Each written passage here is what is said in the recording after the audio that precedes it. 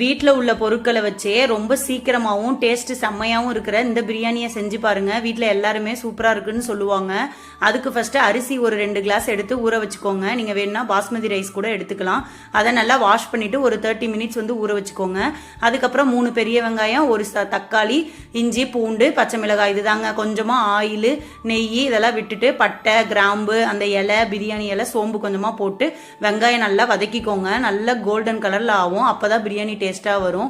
முன்னாடிலாம் நான் பிரியாணி செஞ்சால் எல்லாம் தக்காளி சாதம் தாங்க கிண்டல் பண்ணுவாங்க. இப்போ ஓரளவு செஞ்சு பிரியாணி நல்லா டேஸ்ட்டாக வருது. வெங்காயத்தை நல்லா வதக்கிட்டு அதுக்கப்புறம் 2 பச்சை மிளகாய் கினி போட்டுக்கோங்க. அதுக்கப்புறம் இஞ்சி பூண்டு பேஸ்ட்டு போட்டு நல்லா வதக்கிட்டு தக்காளி அரைச்சி ஊற்றிக்கோங்க. அதுக்கப்புறமே மஞ்சள் தூள், 1 ஸ்பூன் கரம் மசாலா, அதுக்கப்புறமே 1/2 ஸ்பூன் மிளகாய் தூளுங்க.